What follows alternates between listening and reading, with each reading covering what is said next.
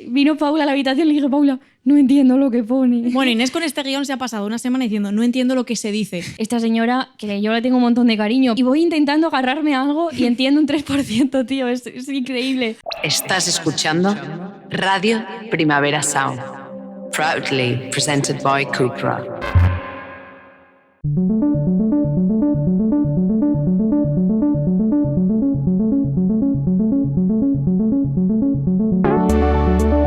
Punzadas sonoras con Inés García y Paula Ducay. Hola. Hola. Y Saro, animadora. Buena tarde, ¿Qué tal, Barcelona. chicas? ¿Cómo ¿Cómo estáis? Vale, espera. Tenéis que responder bien, como la tele. Y Ahora estoy en mi momento en que me falla el sistema nervioso, que siempre cuando tengo muchas cosas en todas las manos, Sí, ¿sabes? es verdad. Nos tenemos que recolocar primero. Sí. Y es verdad que me pasa mucho cuando cogemos micros así que me doy en los dientes, pero en este caso es No, blando. esto pero tiene almohadilla. Esto está Voy a echar agua, ¿eh? Paula, acolchado. Echa agua. habla mientras. No sobre los libros. Bueno, muchísimas gracias a la Central por acogernos en este día pre-San Jordi. Muchísimas gracias a todas por venir. Es un lujo ver este huequito con libros lleno de personitas. Huequito personitas, de repente como cursiladas. Y nada, gracias a RPS por hacer esto posible, porque esto nos va a permitir mañana pasearnos por primera vez en nuestra vida por San Jordi, una cosa que nos hace mucha ilusión. Sí. Todo el mundo nos pregunta, ¿qué plan tenéis? Y yo, o sea, ¿hay otro plan que no sea pasear y ver libros? No sabía como que había Sí. planes que no estoy entendiendo. Yo estoy disociada porque he venido de Arnedillo a Barcelona, que es como cruzar un océano. Una odisea. Sí, es perturbador. Una odisea de transportes. Pero muy contentas. Sí, muy contentas. Inés mañana quiere levantarse a las 7 de la mañana, por algún motivo que no entiendo, como si tuviera que montar ella un puesto de libros. Ojalá, la verdad. Que no hace falta. Ya. Pero bueno, estamos muy contentas. Sí.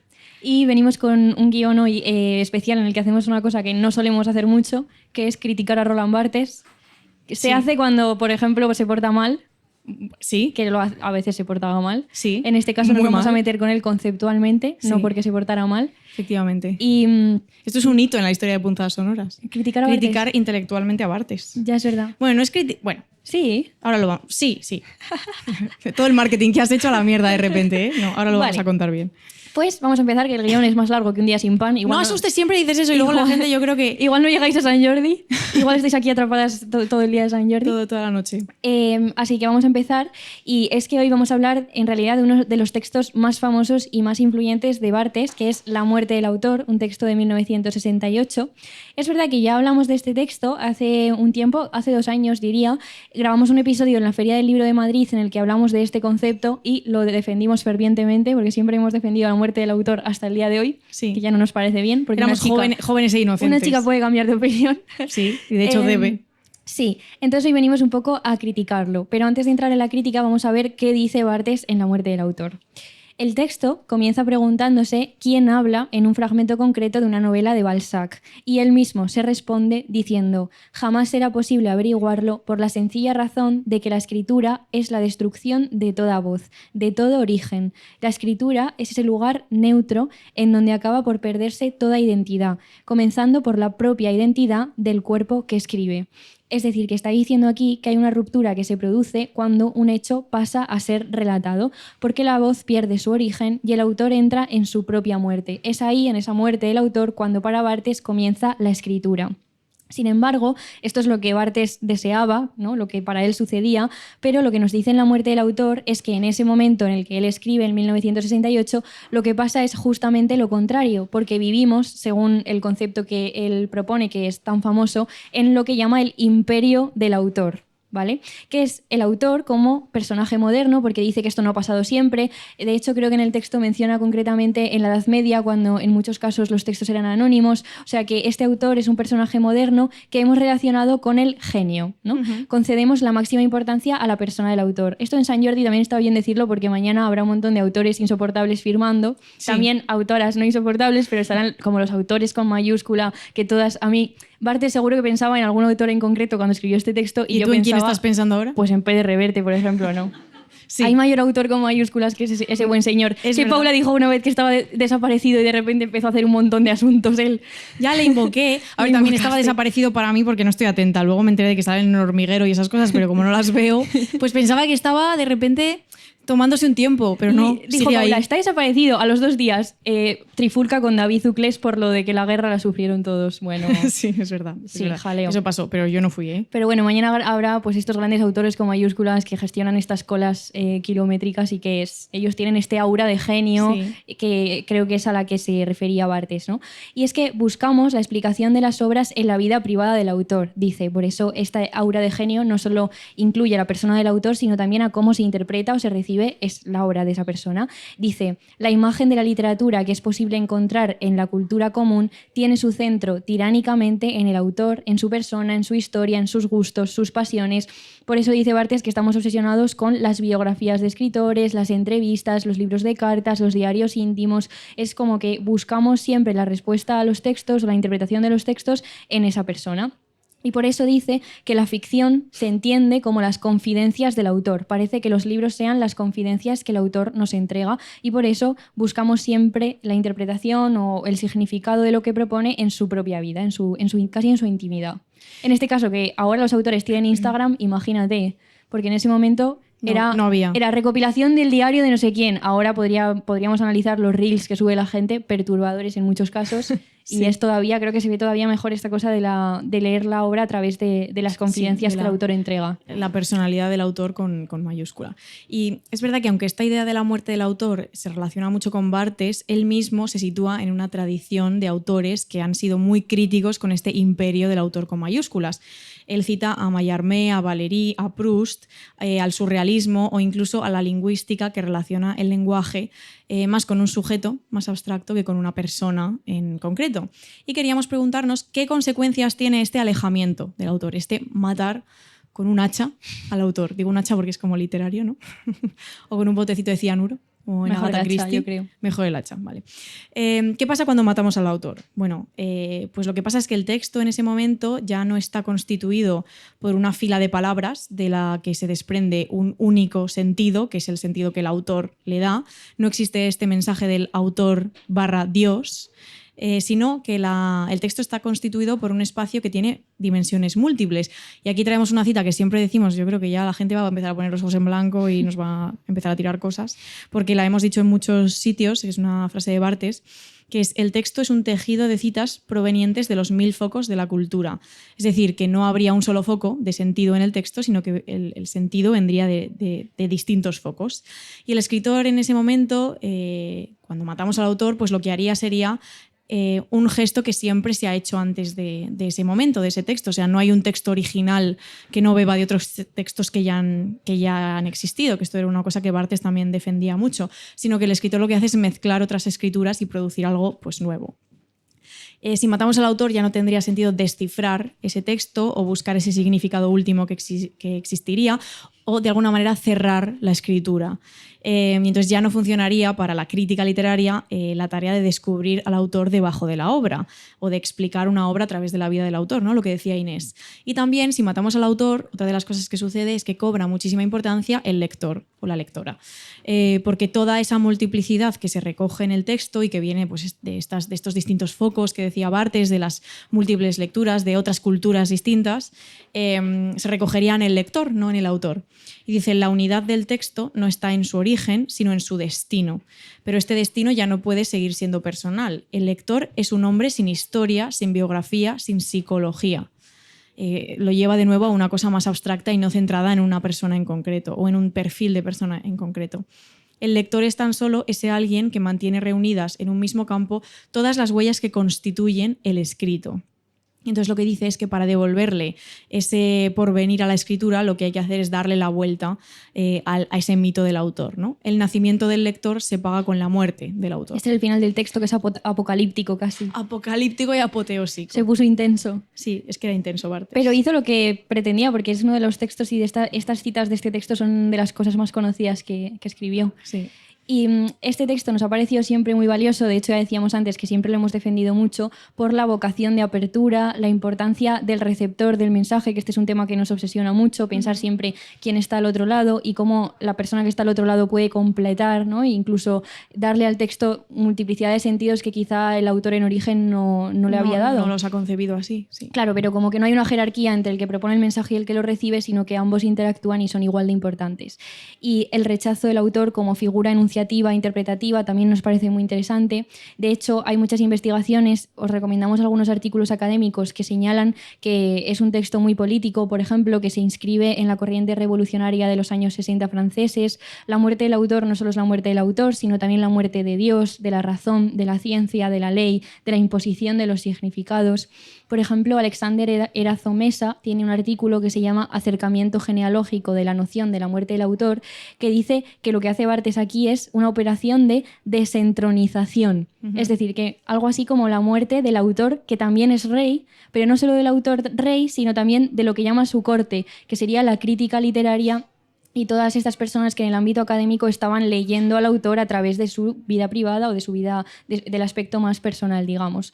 También Juan Francisco Manrique, en Matar al autor, relato crítico de un crimen hermenéutico, explica que si en el siglo XVIII se mató al rey, Nietzsche mató a Dios en el siglo XIX, Barthes sigue esta estela y mata al autor como un tirano que no había permitido que los lectores interpretaran las obras libremente. Como que hay una especie de estela o de genealogía. Estela de asesinatos. Sí, en la que grandilocuentemente, como a mí me gustan las cosas siempre, sí. se van ejerciendo un poco estos asesinatos hermenéuticos, ¿no? Que lo llaman. Asesinatos hermenéuticos es un buen título de libro. Pues lo podrías escribir. Bueno, sí. ¿A quién matarías tú, Paula? ¿A Dios, al autor, al rey? Hombre, a Dios siempre el primero, ¿no? El rey mayor ya está para morirse. Ay, Inés tiene en su necroporra al emérito, lo dice mucho. A ver, yo me refiero, yo creo que es evidente. Es evidente para ti. ¿No pensáis que este año se Es que Inés de repente se pone a hablar de la Casa Real, de la nada. No digo aquí, digo en plan en casa desayunando un día. Y dice, yo creo que se va a morir el emérito. Y yo, vale, ¿dónde sacas esta información? Y dice, yo es que lo he visto. Y es que tuve mi época de verme vídeos de YouTube que analizaban el vestuario de Leonor.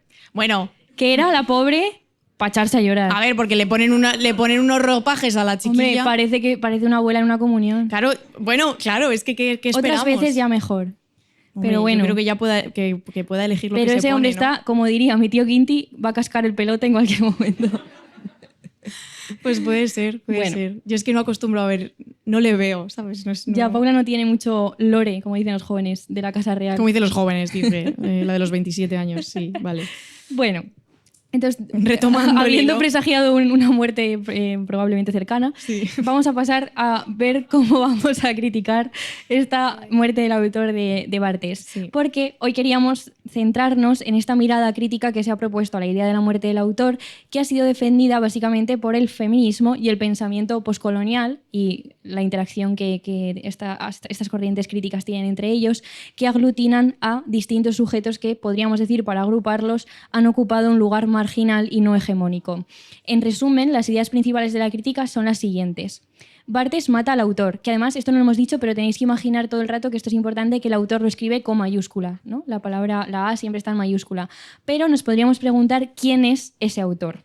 Porque no todas las personas han tenido la posibilidad de ser autores. Hay algunas, ¿no? Podríamos decir las mujeres, las personas racializadas o en general los sujetos que habitan los márgenes, no han tenido ni siquiera la posibilidad de narrarse. En este sentido, si matamos al autor en general, estamos generalizando justamente como si no fuera este autor con mayúscula un sujeto muy específico que siempre se ha definido como un hombre blanco de una clase social determinada, como puede ser la clase media o la clase alta. Y esta es un poco la mirada de la crítica, ¿no? Es decir, matas al autor como si cualquiera fuese ese autor y como si ese autor no lo ocupara ese espacio un determinado sujeto, ¿no? Una persona en particular. Sí, y nosotras mismas, para entender mejor estas ideas, hemos leído un libro que se llama Subject to Change, de Nancy Miller, que tiene un texto que se llamaría algo así como Cambiando de sujeto, autoría, escritura y el lector. Y ahí Miller habla precisamente de este tema y lo que dice es que la crítica feminista realmente podría haberse alineado con estos planteamientos de vamos a matar al autor con mayúscula, porque es verdad que desde el feminismo hay una crítica a esta concepción de la obra de arte como algo que el hombre en su pedestal autoriza, y también el autor con mayúsculas, que es el autor institucionalizado y respaldado por los poderes, es un poco el que expulsa al sujeto femenino a los márgenes del canon. O sea que la crítica feminista podría haber dicho, vale, te compro lo de que matemos al autor con mayúscula, ¿no? Y sin embargo, esta alianza entre la crítica feminista y el asesinato del autor no se ha producido porque que eliminemos al autor no implica que se abra un diálogo acerca del concepto de autoría o que lo revisemos, o que abramos un diálogo acerca de la identidad de la escritura, que es lo que está en juego aquí realmente, sino que cuando matamos al autor pues se habla más bien de una especie de textualidad anónima por la que ya pues no importa quién escribe o no importa tampoco quién lee. Y aunque es verdad que la crítica feminista y la propuesta de Barthes sí que se tocan y se cruzan en algunos puntos, porque sí que hay por parte de ambos un interés por situar las prácticas de la lectura y de la escritura, hay una relación entre lo personal y lo político en ambas miradas. Sí que difieren para Miller, y aquí es lo importante, en un punto clave, que es que la muerte del autor no nos sirve para las mujeres porque lo que hace es cerrar de manera prematura la posibilidad de agencia en el campo de la escritura para estas mujeres. O sea que antes de que ellas se puedan convertir en autoras, con mayúscula, eso se cierra. Las hemos matado antes de que nazcan, ¿no? Efectivamente, las hemos matado antes de... Las hemos abortado, sí. Y entonces Miller en su texto dice, porque las mujeres no han tenido la misma relación histórica de identidad con el origen, la institución, la producción que han tenido los hombres. Dice que ellas no han sentido colectivamente el peso de un exceso de yo. Y que el sujeto femenino pues, ha sido jurídicamente excluido de la polis y también ha sido descentralizado, desinstitucionalizado, y que no tienen la misma relación con la textualidad, con la autoría que sí han tenido los hombres, ¿no? O sea que ahí hay diferencias pues, muy importantes en las estructuras a través de las cuales el autor o la autora se relaciona. Luego, evidentemente, estamos hablando de mujeres en general porque queremos que se entienda, digamos, el marco teórico, pero luego vamos a hablar de voces femeninas específicas. Sí. Que sí que han estado marginadas de esta manera. Claro, y las consecuencias de todo esto serían que la muerte del autor, como decía Paula, no permite cuestionar esa ideología del sujeto dominante que habla, el sujeto masculino, ni abrirnos a pensar nuevas formas distintas de subjetividad, ¿no? Sino que directamente se corta. El sujeto femenino no ha sido nunca aceptado como esta primera persona universal con mayúsculas y, por tanto, la crisis del sujeto, dice la crítica feminista y poscolonial, que debe pensarse no solo textualmente, porque claro, este concepto de la muerte del autor y todo este debate se da en el ámbito de la crítica literaria, que es un ámbito muy específico. Quizá estemos siendo de cierta manera injustas al alargarlo hacia otro sitio, pero yo creo que cuando propones un concepto, las lecturas, de nuevo, que los lectores y las lectoras hacemos, ¿no? Pues son justas con la propuesta. O quizá con el tiempo pues, se abren otras posibilidades de mirada. Pero el caso es que no solo nos podemos centrar textualmente en el autor o la autora en el ámbito de la crítica literaria, sino que hay algo que tiene que ver con el cuerpo histórico, político y concreto de la persona que escribe, que con la muerte del autor lo estamos dejando de lado. Nos preguntábamos si podemos prescindir del origen de la escritura, como decía Barthes al principio del texto hablando de esta novela de Balzac. No es siempre un cuerpo el que escribe, podemos borrar ese cuerpo, nos merece la pena borrarlo. Y es que el discurso de lo universal, y Barthes utiliza muchísimo el discurso de lo universal en toda su obra teórica, el autor con mayúsculas, el lector con mayúsculas, el sujeto amoroso, siempre lo neutro, digamos, es la propuesta que él tiene y que es muy interesante. Pero claro, el peligro de los universales es que muchas veces suelen ser leídos desde las estructuras dominantes, ¿no? Que son las estructuras masculinas.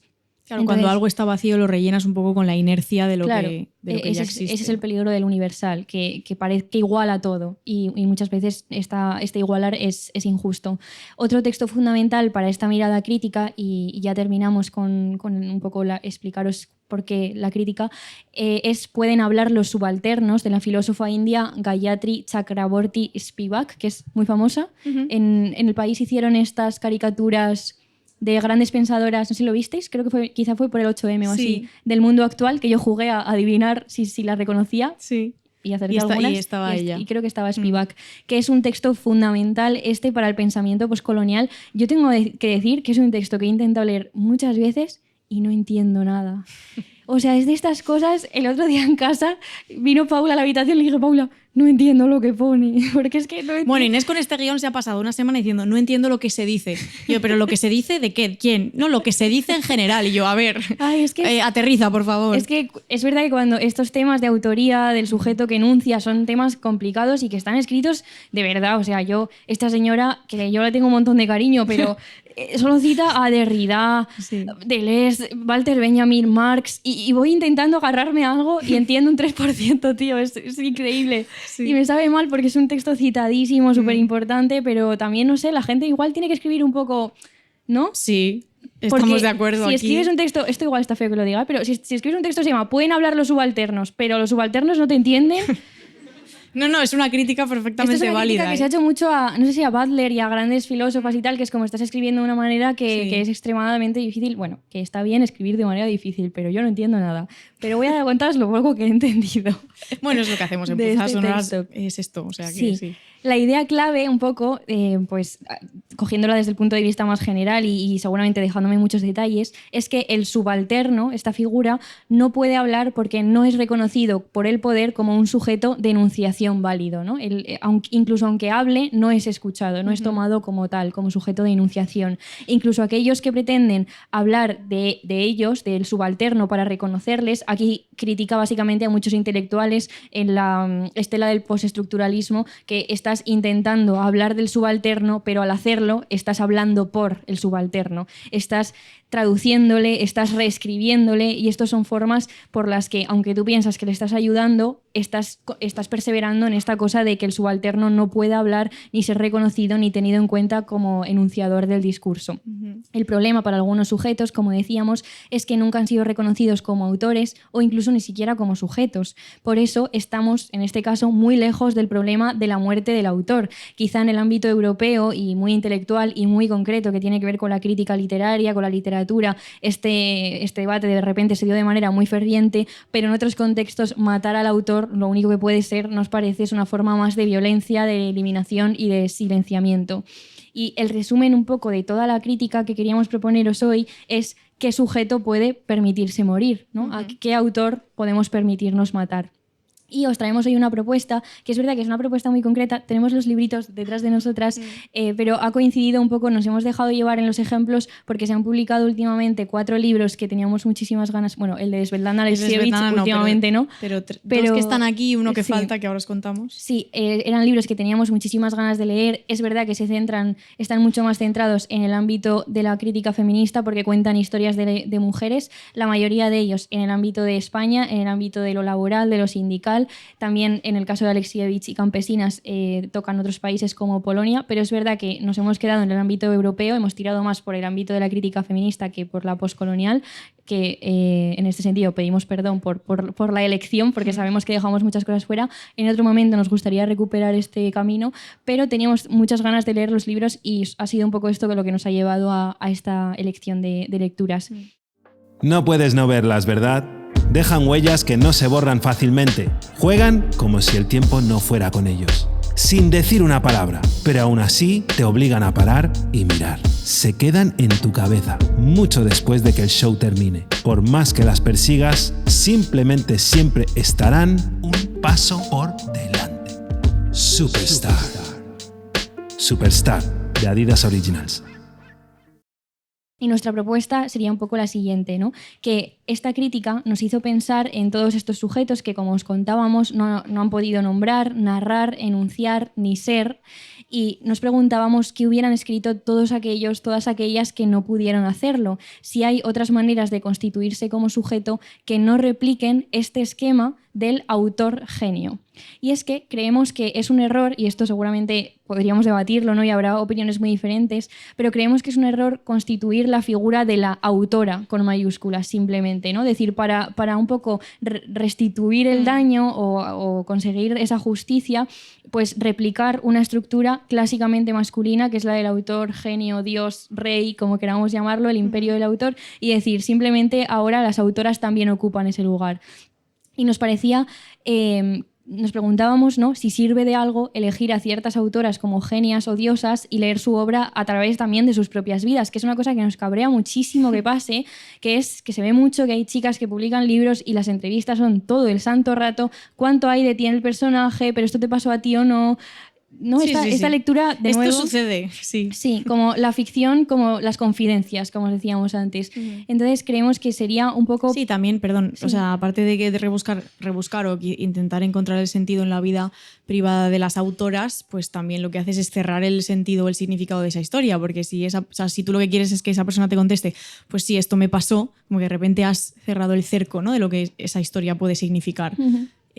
Bueno, y creemos que no debería hacerse así. Claro. O sea, si una cosa es autobiográfica, o bien, adelante, pero que muchas veces se aplica este tipo de preguntas y de marcos interpretativos a obras que nada tienen que ver con la autoficción o con la autobiografía. Justo. Bueno, y de hecho es que en general intentar restituir ese daño ocupando estructuras clásicamente masculinas o actitudes clásicamente masculinas, esto para mí nunca sale bien. Claro. y nunca es el camino.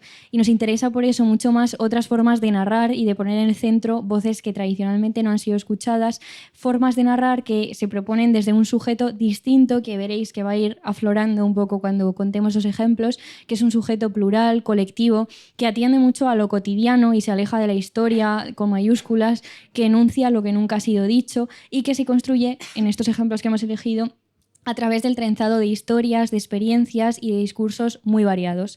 Decía Barthes que el texto es este tejido de citas provenientes de los 1000 focos de la cultura y quizá nosotras lo defendamos hoy aquí como un tejido de citas provenientes de los 1000 focos de la vida, por decir algo. La vida está entre interrogantes. Sí, pero lo vamos a ir viendo. Sí.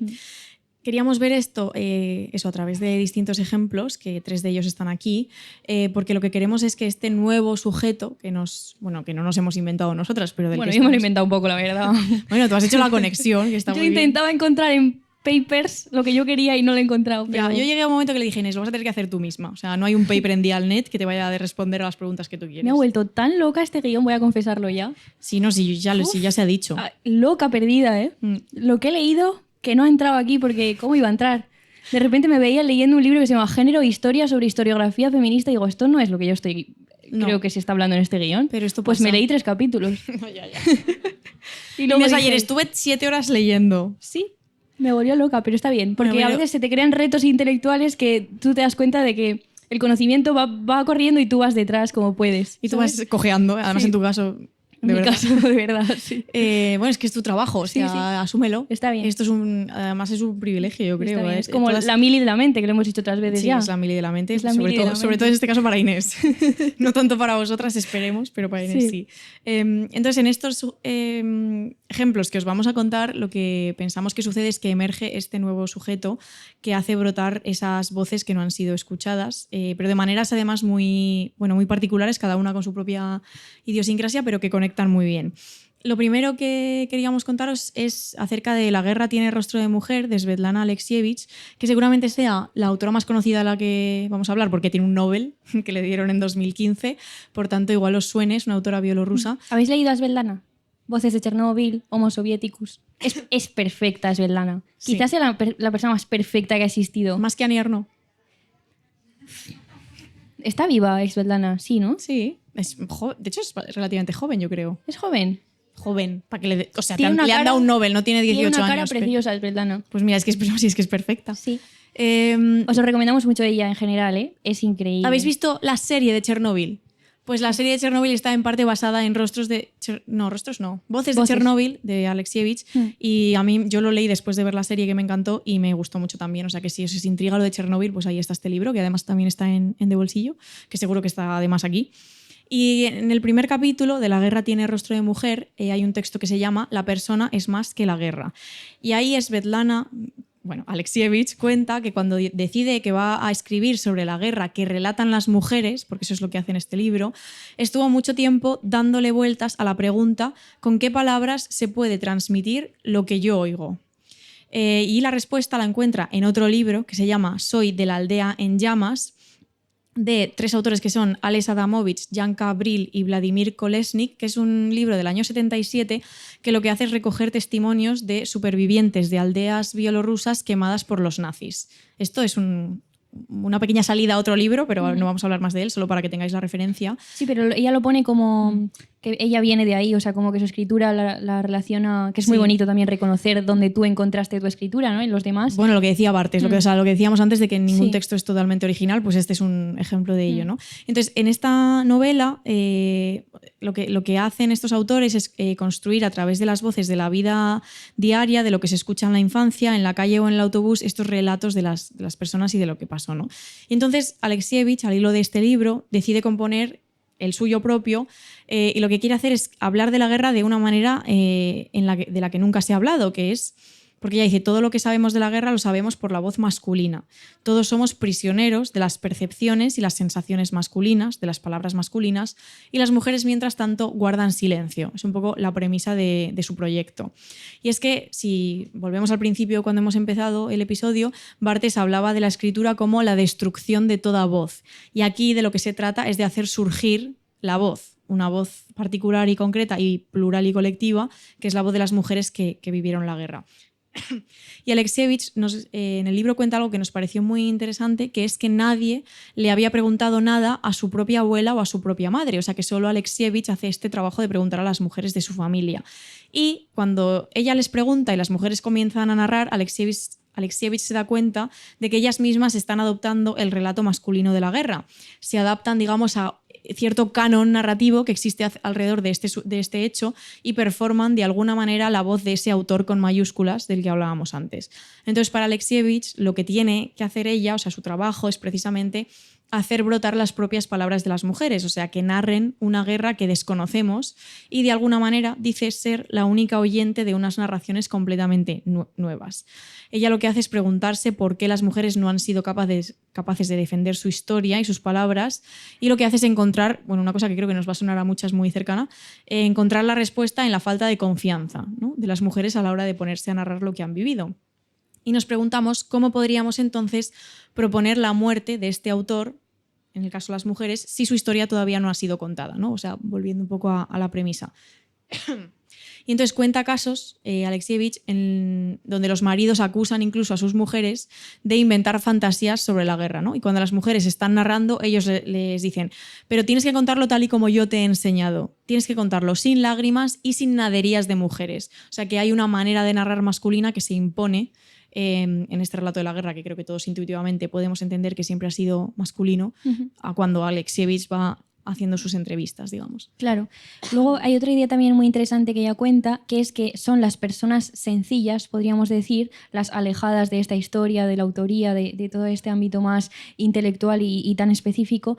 Son estas personas las que no están acostumbradas a trabajar con las palabras, en realidad las más sinceras, porque dice que extraen las palabras de su interior y no las toman prestadas de los libros. Es decir, que escapan de una codificación genérica. Toman las palabras de lo que a ella le interesa, en realidad, que son sus propias vivencias y sufrimientos. Sin embargo, dice que le hace falta hacer muchas entrevistas para conseguir llegar a ese momento en que la persona conecta con su interior, se aleja de ese relato canónico, en muchos casos este relato masculino que ha sido impuesto, y habla Alexievich de la importancia que tiene para ella, dice, atrapar ese momento. Sus relatos son diferentes, los de las mujeres, se da cuenta de que se alejan de la guerra entendida como un espacio en que básicamente unas personas matan a otras usando X técnicas y donde hay pues algunas victorias y algunas derrotas.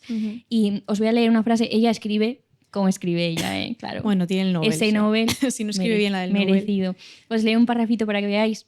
Y dice, los relatos de las mujeres son diferentes y hablan de otras cosas. La guerra femenina tiene sus colores, sus olores, su iluminación y su espacio. Tiene sus propias palabras. En esta guerra no hay héroes ni hazañas increíbles. Tan solo hay seres humanos involucrados en una tarea inhumana. En esta guerra no solo sufren las personas, sino la tierra, los pájaros, los árboles, todos los que habitan este planeta junto a nosotros, y sufren en silencio, lo cual es aún más terrible. Y Svetlana explica que cuando las mujeres recuerdan, surge, dice, una iluminación diferente por la que la historia, con mayúsculas, la historia de las victorias y de todos estos grandes relatos, se humaniza, porque a ella no le interesan las grandes hazañas ni los actos heroicos, sino lo que sentimos más próximo. Apela todo el rato a lo sencillo, lo humano y lo pequeño. Y esta historia se construye por eso a través de lo que llama testigos humildes y participantes sencillos y anónimos. Y su trabajo es transformar todo esto, toda esta amalgama de voces. De hecho, los libros de Svetlana Alexievich son voces. Son voces, sí. Recopiladas unas detrás de otras. Ella hace el trabajo de pues, ponerlas de cierta manera y hace prólogos preciosos como este que estamos analizando aquí. Pero su trabajo es transformar todo esto en literatura. Sí, de hecho ella siempre tiene presente la pregunta acerca de su propio trabajo, o sea, aparte de hacerlo, se cuestiona todo el rato cómo y de qué manera lo lleva a cabo. Y para ella el trabajo como autora consiste en escuchar, en insistir a las personas a las que está preguntando, dice en esperar agazapada a que alguien recuerde un fragmento de su vida. Y dice, los textos están en todas partes, en los apartamentos de la ciudad, en las casas de campo, en la calle, en el tren. Estoy escuchando, cada vez me convierto más en una gran oreja, bien abierta, que escucha a otra persona. Leo la voz. Me encanta la imagen de una gran oreja como persona que recibió un Nobel por su trabajo de escritura, ¿no? Porque ¿no? Escribir versus escuchar pareciera que son cosas antagónicas y en cambio en el trabajo de Alexievich, y ahora vamos a ver de la gente que sigue un poco su estela, pues está ahí, ¿no? Están ahí esas cosas juntas. Entonces ella dice que lo que tiene que hacer es estar alerta por si alguien en ese relato añade algo, reescribe algo, porque como bien sabréis y seguro que habéis pensado en esto, pues cuando recordamos al final estamos creando una ficción, ¿no? Porque no siempre recordamos de la misma manera y elegimos los recuerdos. Y a la hora de narrar, pues esto es lo que sucede, ¿no? Sí, también tuve un delirio en mi delirio con este guión, que era que hay una filósofa argentina que se llama Beatriz Sarlo, que es perfecta también, Sí. que escribió mucho, de hecho un libro entero, sobre los peligros de la memoria y de también que lo testimonial es muy importante, pero que dejarnos llevar simplemente por lo subjetivo y lo testimonial pues puede ser peligroso. Pues también me leí 3 capítulos de ese libro. ¿Y para qué? Claro, es que Inés estaba... Es que de ¿Y verdad... pa' qué? Bueno, lleva con esto igual... ¿Cuánto tiempo llevas trabajando en este guión? Bueno... Ay, qué risa. El tiempo que sea. Y ella iba pues ordenando sus ideas y tal, y de repente dice, he leído a Beatriz Sarlo y dice todo lo contrario de lo que yo estaba diciendo. No sé qué. Simplemente dice Pero a que veces- cuidado, que cuidado. No, sí, que Sí, cuidado. pero Svetlana, o sea, en los libros es una idea que se repite mucho en estos libros también, ¿no? Que tú te das cuenta muchas veces que la propia persona quizá para aplacar un sufrimiento o unos recuerdos insoportables ha idealizado su pasado y lo que te está contando pues quizá no es del todo cierto o bueno, es su Claro. verdad en ese momento, pero sabes que la verdad que vivió en otro momento era otra. O sea, que hay ahí como mucho flujo de, bueno, lo testimonial y es siempre subjetivo y en lo subjetivo pues hay subjetividad. hay vacíos. Sí, y hay claro. ficción. Entonces hay muchas personas participando en esta conversación que finalmente desemboca en este tipo de libros.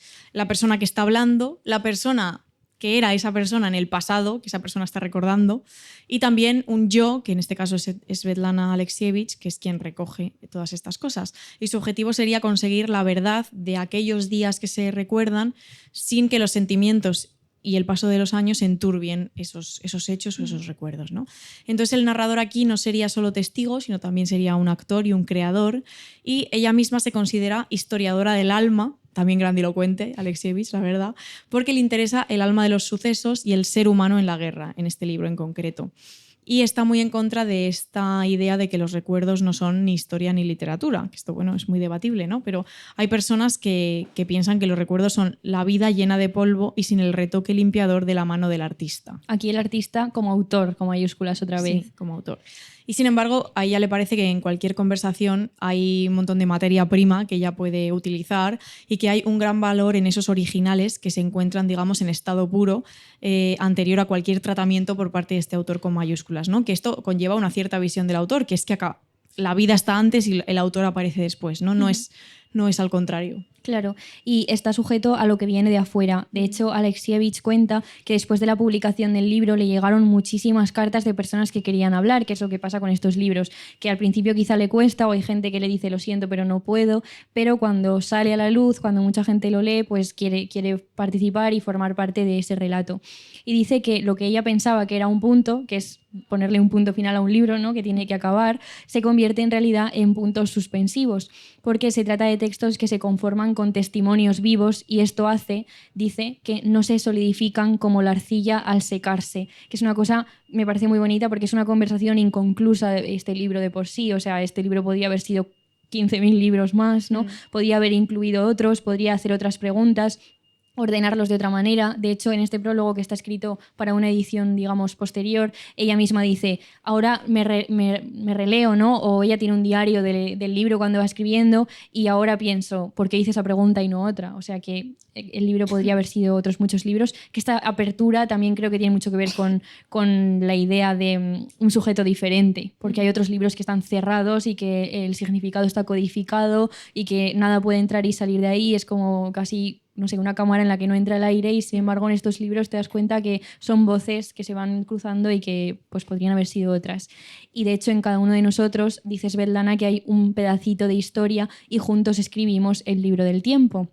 Y para terminar con ella, nos preguntábamos, Paula y yo, qué sujeto emerge del trabajo de Alexievich, la autora / heroína o simplemente, y aquí me puse un poco ernosiana, una mujer. Que Annie Ernaux es otra persona que creo que podríamos haber hablado de ella aquí, no lo hemos hecho porque, hija, una ya... No, ya nos da un poco de vergüenza. Tiene que controlar sus obsesiones, sí. Pero ese yo colectivo, transpersonal, pues creo que se ve muy bien aquí.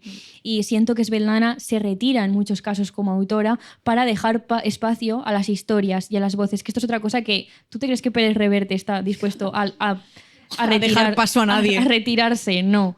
Y sin embargo, Alexievich creo que lo hace mucho. Ella desaparece en el libro, desaparece. En el prólogo es verdad que es ella contando de cosas, que esta edición lo tiene y otras no.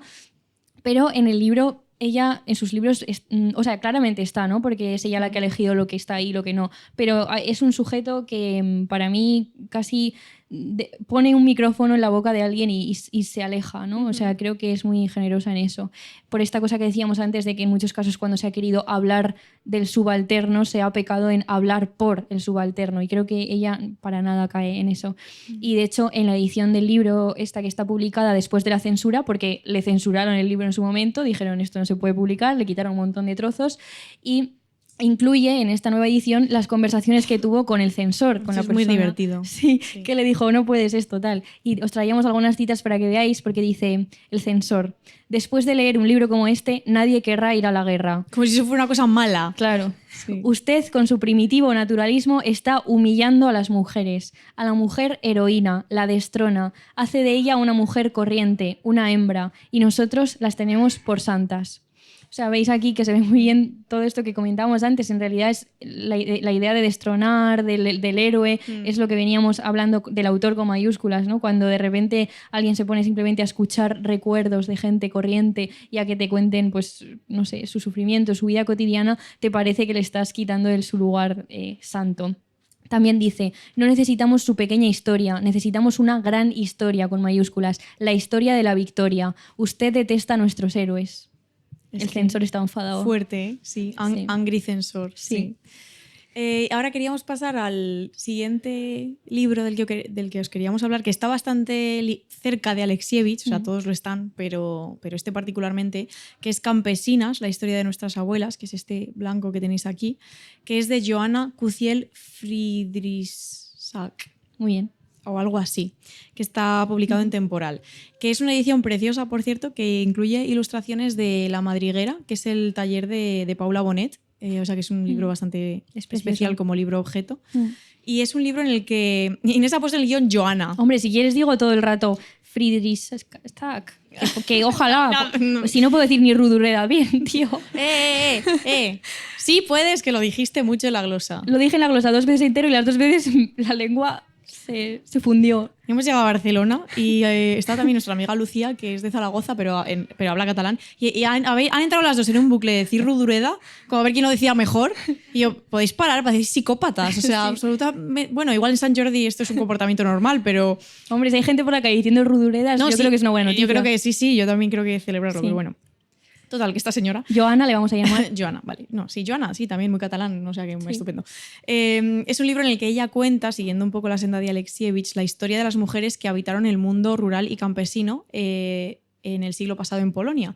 Y el acercamiento es muy parecido al que os hemos contado, porque en este libro se recogen experiencias y relatos de mujeres individuales y están narrados por ellas mismas o por sus familiares, pero también se utilizan datos, prensa, archivo, distintas investigaciones, películas, y todo esto está organizado en distintos capítulos donde se tratan temas concretos, ¿no? Que los temas son muchos, evidentemente, porque es un tema súper amplio, pero se habla del pastoreo que llevaban a cabo los niños, los diferentes aspectos de la vida de las mujeres, cómo se organizaban a la hora de trabajar como campesinas. Se habla de la sumisión, de la injusticia, de la desigualdad social. De hecho, es un libro bastante duro en este sentido. Yo lo he pasado mal. Claro. Y eso que es mi libro, que es de las campesinas. Lo presentó María Sánchez en Letras Corsarias. Persona a la que Inés le daría un riñón. Dije, María Sánchez, Letras Corsarias, campesinas, en plan, ¿qué es esto? Un regalo de los dioses de la literatura. Dioses, para mí. No te quedan riñones que darle a María Sánchez. Ya, otra persona que he sufrido por no meterla en el guión, pero es que no quiero que María, tipo, me ponga una orden de alejamiento. Porque Anier no nos entera, pero María... A María nunca haría eso. Nos cruzamos a María una vez. Bueno, y yo no podía hablar. Inés no podía hablar. En un ascensor con María, Inés así. Y yo, ¿puedes dejar de parecer una ardilla encocada? O sea, es que una persona como totalmente... Sí, María dijo, igual voy a veros esta tarde al directo. Y solo pude decirle, María, no, por favor.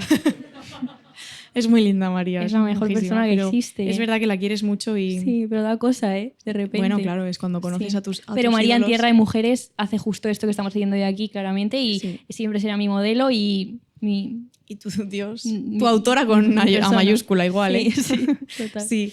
Entonces, bueno, en Campesinas hay un sujeto que enuncia que está ausente porque las palabras van apareciendo, pero parece que nadie las ha colocado ahí de manera intencional. O sea, no es que se hable con voces concretas, y tampoco hay una reflexión sobre lo que se está haciendo, digo, por parte de la autora, aunque de vez en cuando sí que ella hace asomar esa primera persona donde sí que la vemos para contar, pues a medida que ella va investigando, pues en momentos puntuales, pues te cuenta, pues estuve en el Museo Etnográfico de Varsovia y allí pues vi X cosa que me llevó a tal. Pero son cosas muy como pinceladas, digamos, de ella misma. Sí, como decía de Svetlana Alexievich, ella se retira todo el rato como sujeto y se trata más bien de una reconstrucción de un mundo, de una forma de vida, una reconstrucción que se hace de nuevo a través de lo que las personas sentían, de la violencia que sufrían, de sus valores, de la miseria también, ¿no?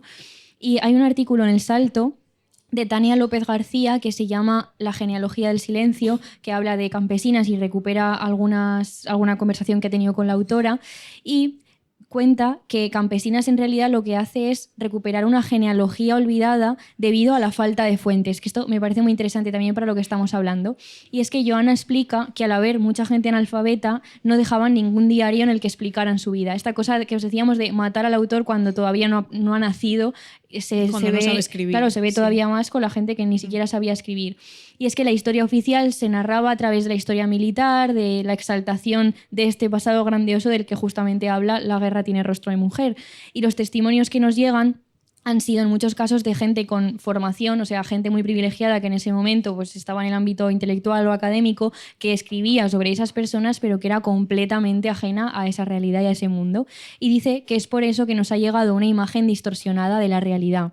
Joana explica que en los años 20 y 30 la gente que vivía en el campo era el 70% de la población y, sin embargo, es como si nos hubiéramos olvidado de todas esas personas.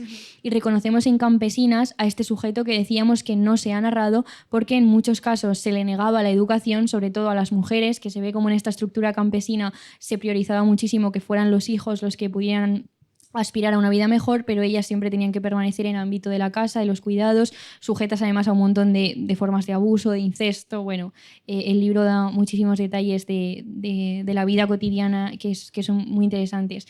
Y gente que sí pudo escribir, como decía, sobre todo hombres que pudieron acceder a la educación, se han considerado a sí mismos como insignificantes o han sentido vergüenza de lo que fue su vida. Por tanto, aunque han tenido, digamos, la herramienta, tampoco se han narrado o no se han considerado dignos de ser narrados. Y aunque Joana se centra en el contexto de Polonia y en un tiempo histórico muy concreto, ella es experta, creo, en el periodo de entreguerras, concretamente. Reconocemos en estas mujeres también a nuestras abuelas. Vemos su sufrimiento, su lucha por la supervivencia, sus renuncias, su fortaleza, todos estos abusos que comentaba que sufrieron, y por eso traíamos Campesinas, porque emerge aquí un sujeto que va más allá de las personas citadas y de los nombres concretos, que son campesinas, ¿no? Que me parece que el título es perfecto. Además, la autora tiene otro libro que creo que fue anterior, que se llama Sirvientas, que es de todas las mujeres del medio rural que iban a ciudades a servir, que en España pasó hasta hace 4 días, que también creo que, no sé si está traducido, ahí ya no lo he mirado, pero justo ayer cenándole, porque a veces lees que es del periodo de entreguerras y te parece una cosa no de hace 100 años, que dices que alejado está, y justo ayer cenando le pregunté a mis padres, oye, mis abuelas, ¿a qué edad salieron de la escuela? Y me dijeron que a los 8 años, ¿no? Mis abuelas, o sea, hace nada. O sea que creo que este sujeto que emerge, aunque nos pueda parecer lejano, quizá pues por desgracia para muchas mujeres no lo ha sido tanto.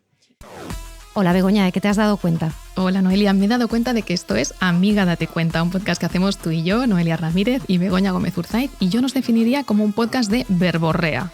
Mucha verborrea, mucha cultura, mucha antropología pop, sociología de andar por casa, sobre todo para poner nombre a todo lo que tú piensas. Y ganar tus batallas en tus chats grupales. Atiende, amiga, porque estamos cada 15 días, los martes, en Radio Primavera Sound.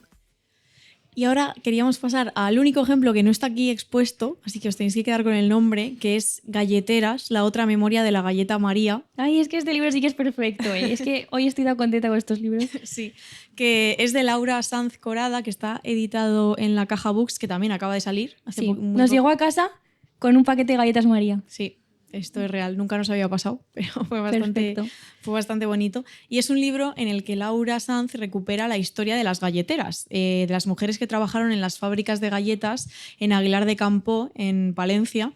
Y mira, siempre me he preguntado qué hay en Palencia. Paula. Fábricas. Bueno, tú te preguntas qué hay en cada provincia de España que no es Madrid. Bueno. No nos pasemos tampoco, ¿eh? No nos pasemos tampoco. ¿Qué hay en Palencia, dice? No, que sí. Pues que palentinos. Bueno, y palentinas. Es que el otro día hemos contado ya que hice un mapa de las provincias y lo peté. Yo siempre digo que no me sé las provincias, pero es porque es una cosa que es que no me entra en la... Yo de verdad lo siento, pido perdón al resto del país, pero es que me cuesta mucho. Dice, lo peté. La realidad empieza, ¿cómo va a estar aquí Salamanca? Inés, ¿cómo va a estar aquí Salamanca? Es que yo pienso que las cosas están en un sitio y luego las cosas no están ahí. En fin. Pero acerté un montón de provincias. Es que no estás reconociendo mi éxito. Bueno. Pero ahora sí sé dónde estoy, ¿eh? Y, hombre, me alegro. La verdad es que llevamos muchos viajes este mes, podría perfectamente decir. A Paula le ha venido bien Hola, lo de Tenerife, viajar no sé qué. por esta nuestra península. No, es verdad. Para ubicarse un poco, porque estaba más perdida. Es verdad. chaval. Y aún así tampoco me ubico mucho, ¿eh? Sí. El otro día estuvimos en Marbella haciendo... El otro día, en plan, hace 5 días estuvimos en Marbella haciendo un directo y dije, está súper abajo. De hecho, íbamos en el coche y le digo, mira, eso que se ve es África. Y Paula, hola. No, eso no pasó. Te dije que era África. Eso no pasó, ya. Pero yo dije, tiene sentido, porque estamos cerca de Gibraltar. Bueno, no sé nada de nada, chicas, yo lo siento de verdad. Ay. Pero esto pasa, que hay cosas que no os entran en la cabeza. ¿No os pasa que, en plan, X cosas que es como, no? Yo no sé escribir Hannah Arendt. Esto ya lo he dicho muchas veces. Por ejemplo. Ni decir Marcel Rudureda. No, si es que cada vez lo haces mejor. Cada vez lo hago mejor. Muy bien. Bueno, vamos porque si no, no contamos todo lo que tenemos que contar para habla el tiempo de que Aguilar queda. de Campoo. Sí. Entonces, a diferencia de los otros ejemplos que os hemos traído, en este libro la autora sí que está más presente porque ella es hija de una galletera, entonces la historia se cuenta a través de los recuerdos de las personas que ella conoce y también de sus propios recuerdos como hija de una galletera. Y el libro está compuesto por fragmentitos cortos donde Sanz nos habla de los ritmos del pueblo, de la fábrica, de la identidad como un pueblo, el pueblo de las galletas, ¿no? que suena gracioso, y de la historia de las galletas en general, de sus reuniones con las mujeres que trabajaban en estas fábricas y también la cara más dura, digamos, que son las luchas de los trabajadores, el cierre de la fábrica también y lo que eso supuso para su demolición. Y su demolición tenemos tos, no sé si se nota, pero... y entonces la historia pues, se cuenta a través de sensaciones, de olores, de recuerdos, y nos ha llamado la atención que es un recorrido muy sensorial y muy íntimo, porque hay mucha presencia de los gestos en este libro. Los gestos de las galleteras, ¿no? Pues hay algo rítmico en ese trabajo que ellas realizan, las manos que trabajan, que también sufren por el trabajo, que se protegen con esparadrapos o con otros materiales, y los gestos también de las personas llevándose las galletas a la boca. Muchas descripciones bastante pormenorizadas del acto de comerse una galleta, y además una galleta María, que creo que es lo que todas hemos hecho repetidamente, parándose en las migas, en las cucharadas y en los cambios que sufre la galleta cuando se moja o cuando se mastica. Y hay una frase en el libro que es que la memoria se mastica, que me parece que además para este tema pues es muy, muy apropiado, ¿no? Y entonces aquí vemos esta idea de lo cotidiano y lo colectivo, porque ¿qué hay más cotidiano que llevarse a la boca una galleta? Como una de las características de este nuevo sujeto del que hablábamos al principio, que emerge de este tipo de narraciones. Y hay un nuevo lugar de enunciación que no parte de una historia oficial, sino que parte de estos gestos, de estos elementos del día a día, de pequeños detalles que pues, van conformando este universo particular, en este caso de las galleteras. Y el foco en los gestos también nos remite un poco a lo que comentábamos al principio de que si matamos al autor, de repente el autor deja de estar encarnado en un cuerpo concreto, y aquí lo que tenemos es cuerpos muy concretos, ¿no? En este caso de mujeres que trabajaban en estas fábricas. Sí, de hecho la narradora parte de sus recuerdos individuales y al mismo tiempo recoge las experiencias de las mujeres y reflexiona también sobre las formas en que aparece el recuerdo, a través del olor, de la imagen, del gesto, y es muy interesante como muchas veces se da cuenta de que no sabe nada o de lo que quizá lo que pensaba no se ajusta a la verdad, o nota cómo las otras personas dudan en su recuerdo o, como decíamos antes, idealizan o incluso confunden el pasado. Hemos elegido algunos fragmentos del libro donde dice: ella responde algo distinto a lo que yo pensaba, o añade un matiz que nunca había mencionado, se contradice, se abre un paréntesis en la historia, la suya, la mía, la del pueblo, un espacio en blanco en donde me doy cuenta de que no sé nada. No tengo claro si este recuerdo es propio o me lo han narrado. Y esto se ve particularmente cuando se reúne con ellas, con las mujeres que trabajaron en la fábrica, y los recuerdos se intercambian. Ella nota que se crea una envoltura casi fantasiosa porque dice que se construye una torre sumando los pedacitos de los recuerdos de cada una. Una torre que a ratos puede ser frágil, ¿no? O incluso derrumbarse. Y es que recuperar aquello que no ha sido narrado es difícil, y Laura Sanz señala la ausencia de la memoria escrita de nuevo, ¿no? La ausencia de lo escrito que explique, por ejemplo, cómo se organiza el trabajo femenino, que ellas hacían el trabajo más duro porque estaban constantemente manipulando los alimentos, o toda la lucha sindical que ponen en marcha cuando las fábricas empiezan a ser compradas por grandes multinacionales. Y lo que hace es un poco intentar leer la realidad, no en textos escritos porque no los hay, sino no solo en los testimonios, sino también, por ejemplo, en las fotos que encuentra. Y de hecho es muy curioso como en las fotos ella ve cosas que las protagonistas o las personas que aparecen en las fotos ni siquiera mencionan. Encuentra ahí algo que es nuevo, que es distinto. Y cuando vas avanzando en el libro ves cómo en párrafos seguidos aparece la historia con mayúsculas, la historia de Tierra de Campos, aparece Fontaneda, Palacios, Gullón, cómo la galleta se convierte en una tradición local, y luego en el siguiente párrafo aparece la historia con minúsculas, ¿no? Por ejemplo, María, jovencísima, 14 años, entra a trabajar en Fontaneda, que es la historia de su madre, que se llama María.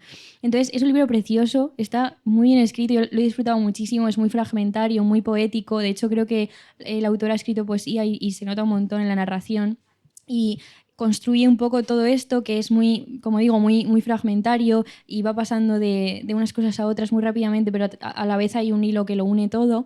Y el punto de partida que elige es preguntarse cómo una fábrica puede dejar una huella tan profunda en la tierra y al mismo tiempo caer en el olvido, ¿no? Un olvido que se construye por la ausencia casi total de la producción académica, todos estos huecos de la memoria, una realidad que está rota, el sufrimiento que genera que aquello que te ha constituido de repente desaparezca incluso físicamente. Y ella pretende, dice, ordenar los pedazos, y por eso se considera a sí misma como gestora de ficciones, que me gustó un montón esto, ¿no? Sí, cuando se define así.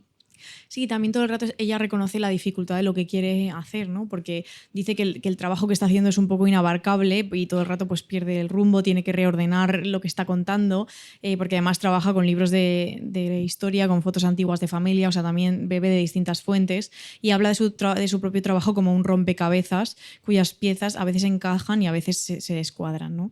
Dice que lo propio y lo colectivo se entrelaza, que todas las voces circulan y se adhieren a los cuerpos del pueblo para luego lanzarse al aire, ¿no? Otra vez de nuevo esta idea del cuerpo concreto, digamos.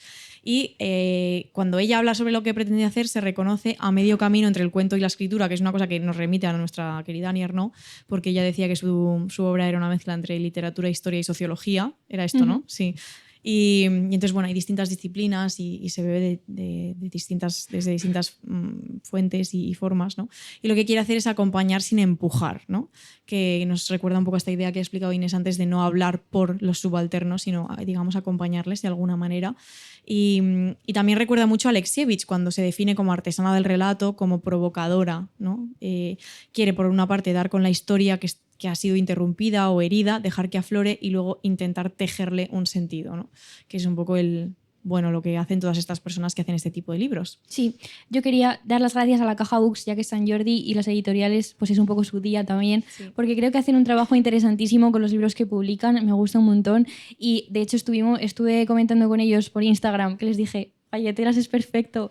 Y les pregunté un poco como por otros libros que tienen esta estela, y también tienen Colonización de Marta Armengol, Barro más dulce que la miel, que este lo tenemos en casa, o El amor ha sido mi única culpa, que son libros que trabajan un poco la línea de Svetlana Alexievich, de pues, los testimonios y un poco tejer literariamente todas estas voces, que creo que, no sé, que es interesante que las editoriales apuesten por estos libros, que además son, no sé, el Galletera es un libro muy especial, ¿no? Que está en el cruce de muchas cosas y creo que bueno, pues que está genial. Sí, está bien reivindicarlo. Sí.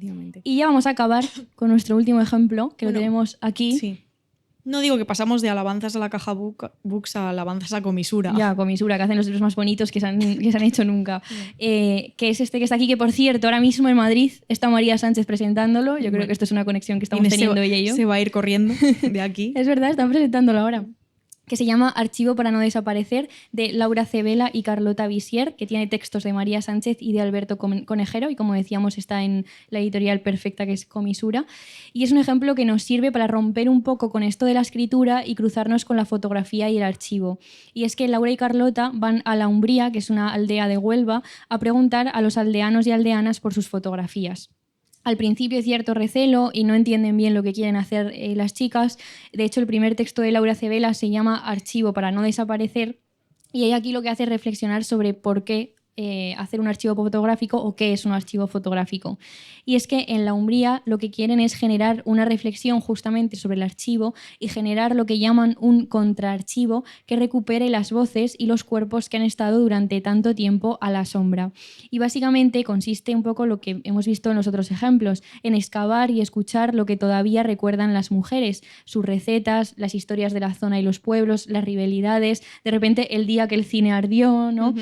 Los recuerdos de personas que se fueron y emigraron, dice, de las personas que echaron cal en la iglesia para frenar la fiebre, de las personas que después se la quitaron. O sea, que vemos este sujeto que está basado en un relato cotidiano y una memoria colectiva.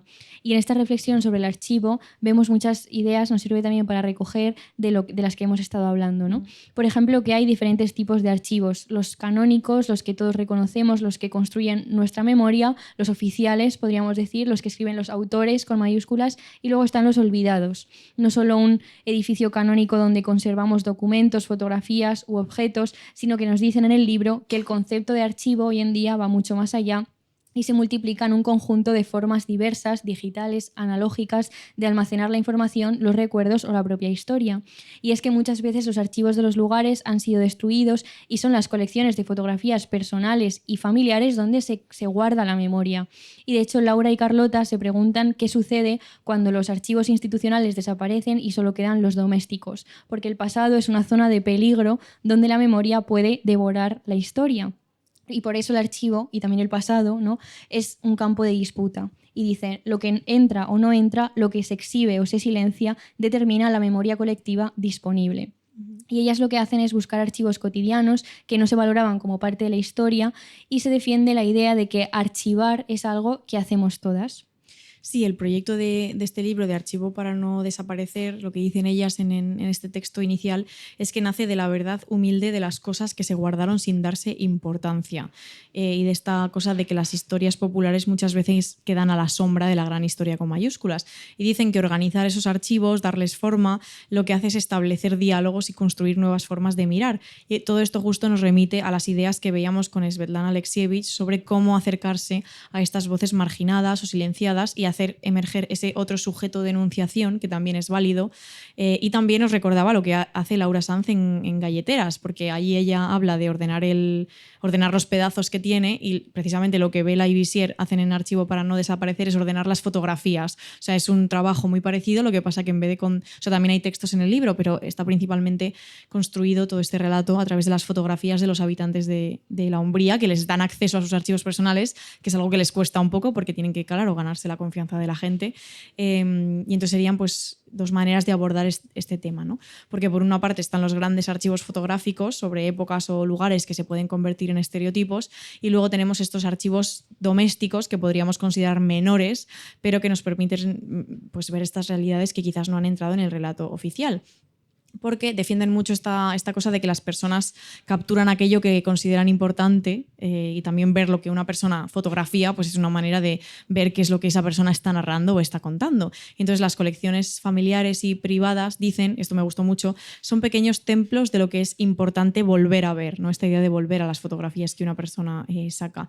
Y se preguntan mucho por este papel del archivo en la creación de una memoria determinada y también se preguntan pues qué imaginarios han fijado los archivos que consideramos oficiales o institucionalizados o las colecciones nacionales y qué otros imaginarios quedan a la sombra en estos archivos más pequeños que al fin y al cabo todas tenemos. De hecho, ellas en el libro hay una reflexión de que ahora mismo con los móviles obviamente todas tenemos nuestro propio archivo personal, pero que claro es inabarcable en comparación con el momento en el que el fotógrafo pasaba una vez al año por un pueblo, ¿no? Y cómo han cambiado eso, cómo la gente miraba a las cámaras y cómo la gente posaba de manera seria y se vestía con sus mejores ropas para ese día del fotógrafo y ahora pues obviamente estamos en las antípodas de todo esto, ¿no? O sea que si os interesa leer el libro pues también hay reflexiones en torno a la fotografía que van por otros derroteros.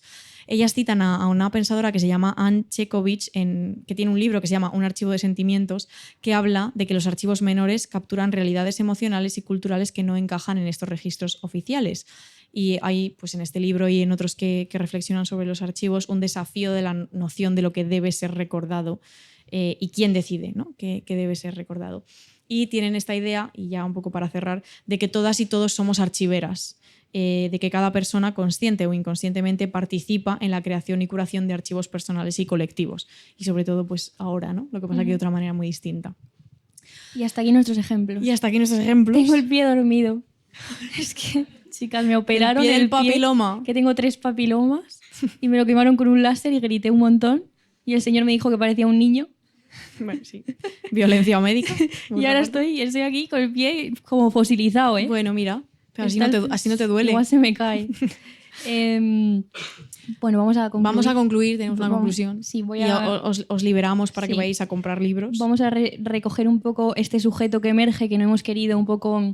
No queríamos exponer el sujeto teóricamente, sino que fuera emergiendo a través de los ejemplos que traíamos. Pero bueno, vamos a hacer una pequeña reflexión, porque una es ordenada y siempre hay que concluir las cosas. ¿Tú eres ordenada? Yo no, pero yo particularmente. Sí. Porque a lo largo del episodio hemos visto ejemplos de libros en los que se recogen vidas y voces de mujeres que no tuvieron la posibilidad de ser autoras o sujetos de enunciación. Mujeres cuyas vidas no han sido consideradas dignas de aparecer en los libros de las grandes historias.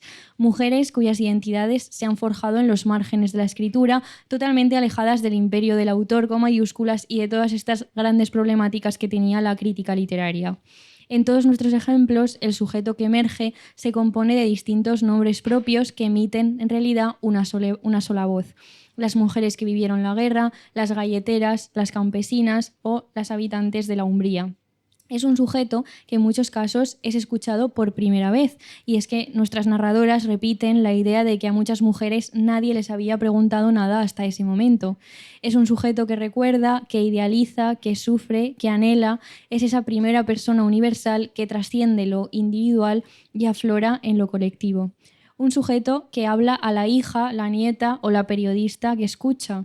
Laura Sanz Corada dice: intento que mis preguntas sean como una mano extendida, suave, que acompaña sin empujar.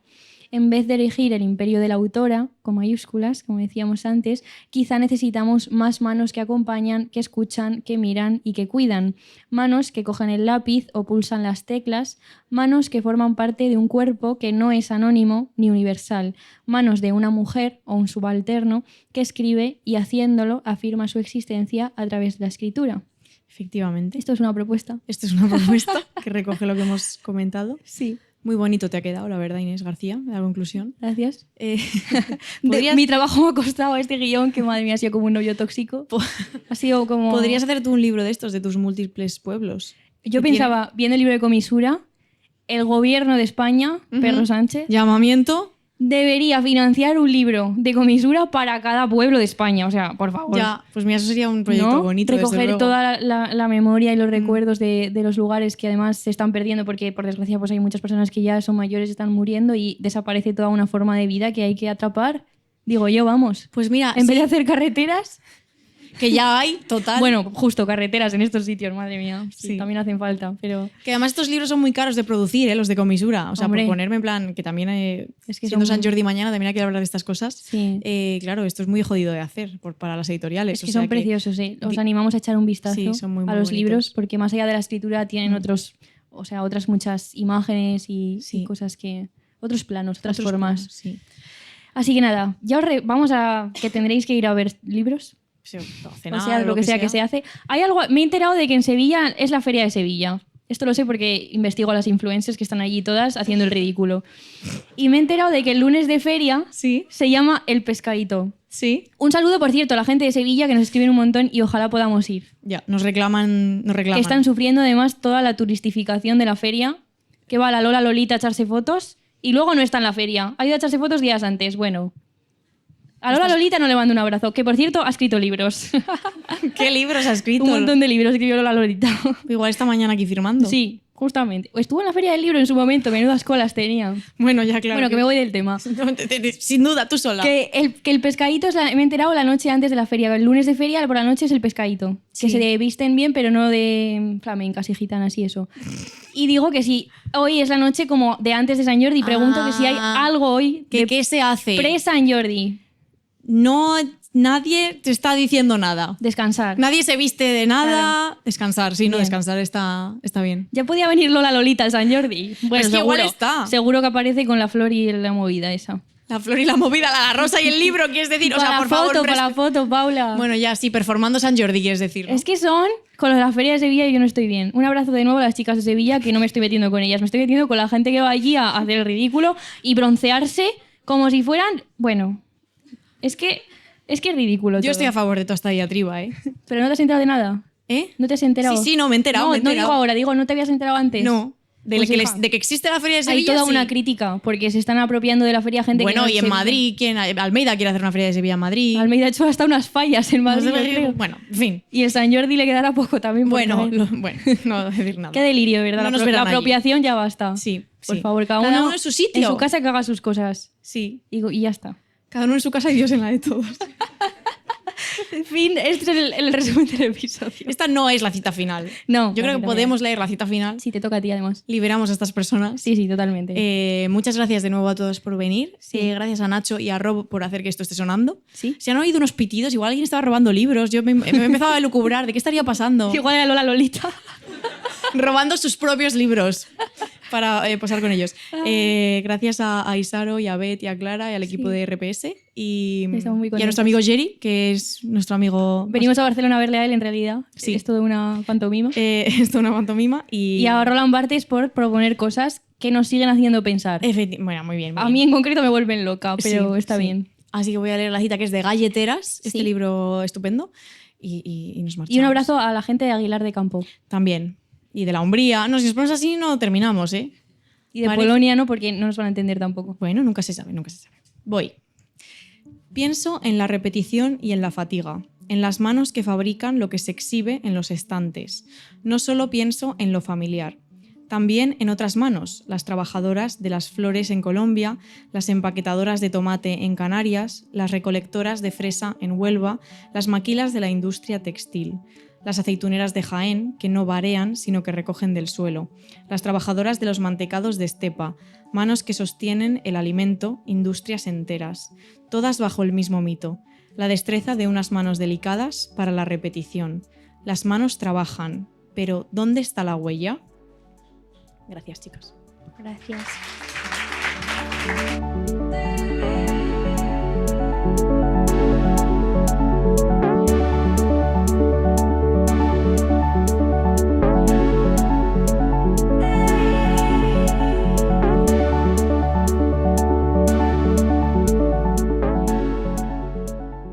Estás escuchando Radio Primavera Sound, proudly presented by Cupra.